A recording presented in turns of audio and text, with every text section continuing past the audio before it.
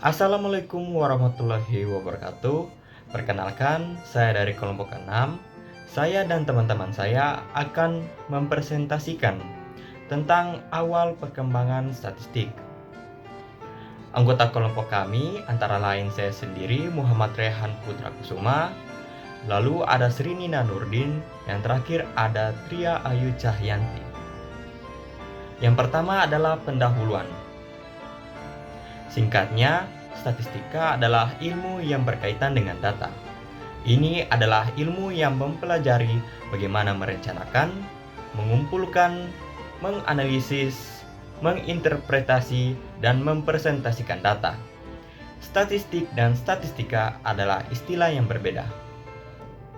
Statistika adalah bidang yang mempelajari data dan mencakup data, informasi, atau hasil dari penerapan algoritma statistika pada data. Statistik dapat digunakan untuk membuat kesimpulan atau menjelaskan data dari kumpulan data yang disebut statistika deskriptif. Teori probabilitas adalah dasar dari sebagian besar konsep dasar statistika. Istilah-istilah dalam statistika termasuk populasi, sampel, unit sampel, dan probabilitas. Sekarang kita masuk ke asal istilah statistika. Istilah statistika berasal dari kata statista yang berarti negarawan atau politikus dalam bahasa Italia, dan statisticum collegium yang berarti dewan negara dalam bahasa Latin modern. Selanjutnya, awal statistika untuk pertama kalinya Gottfried Aschenwald 1749 menggunakan istilah statistika untuk menggambarkan kegiatan analisis data kenegaraan. Dia mengartikannya sebagai ilmu tentang negara atau state. Artinya, telah berubah menjadi ilmu tentang pengumpulan dan klasifikasi data pada awal abad ke-19. Nama statistik dan pengertiannya dimasukkan ke dalam bahasa Inggris oleh Sir John Sinclair. Oleh karena itu, statistika pada dasarnya hanya menangani data yang digunakan oleh lembaga administratif dan pemerintahan. Data terus dikumpulkan, terutama melalui sensus rutin yang menunjukkan perkembangan kependudukan yang terus-menerus. Awal perkembangan abad ke-18. Penggunaan statistika sudah ada sejak abad ke-18, tepatnya di peradaban Babilonia, Mesir, hingga Roma.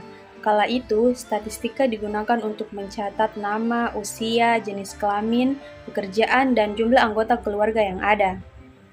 Pertama, statistika yang berkaitan dengan ilmu pengetahuan atau aritmatik politik. Pada aritmatik politik ini menyajikan berbagai informasi yang berupa deskriptif, kuantitatif, dan berbagai aspek, yang tentunya berkaitan dengan urusan kenegaraan dan pemerintahan. Sosok di balik aritmatik politik ini adalah dua ahli berkebangsaan Inggris, yakni John Brown tahun 1620 sampai 1674 dan William Petty pada tahun 1623 sampai 1687. Perkembangan pada abad ke-18 menuju abad ke-19. Perkembangan statistika semakin melesat pada abad ke-18. Seiring dengan perkembangan ilmu astronomi, tokoh-tokoh pencetusnya adalah Pierre-Simon Laplace dan Carl Friedrich Gauss.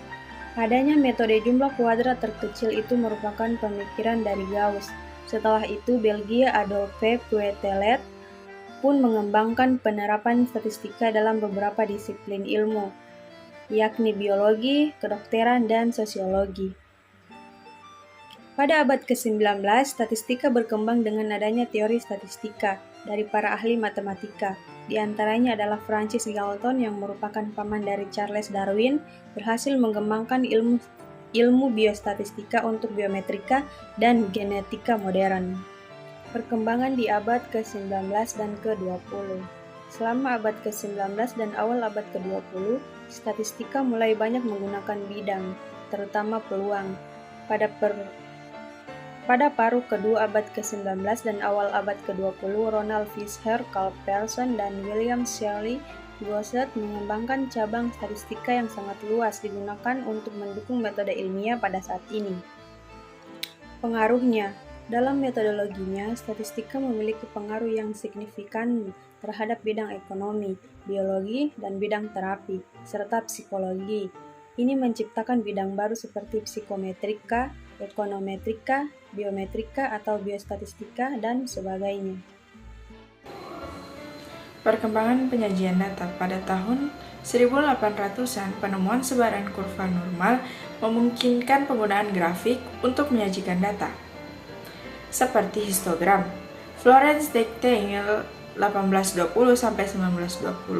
adalah seorang perawat yang terkenal dengan inovasi dalam ilmu keperawatan dan pelopor penyajian data secara grafik. Nightingale mengumpulkan data dan membangun sistem pencatatan selama Perang Crimean. Tingkat mortalitas dapat dihitung dari data tersebut yang dapat menunjukkan hasil perbaikan kondisi kesehatan yang cenderung menurunkan tingkat kematian. Perkembangan pada bidang ekonomi. Perkembangan statistika di bidang ekonomi yang dikenal dengan istilah ekonometrika dimulai tahun 1920 yang dipelopori oleh Ragnar Frisch dan Jan Tinbergen. Peran statistika cukup besar dalam ekonometrika, terutama dalam metode estimasi. Parameter model ekonometrika yang pada umumnya terdiri dari beberapa persamaan yang saling terkait atau dalam biasa kita kenal sistem persamaan simultan dan Similarly unrelated regression. Untuk mengestimasi parameter sistem persamaan simultan, Henry Theil tahun 1965 menemukan suatu metode 2SLS atau Two-Stage Least Square. Kemudian pada tahun 1960, Zellner menemukan suatu metode SUR, yaitu Similarly unrelated regression, untuk mengestimasi parameter model sistem persamaan regresi.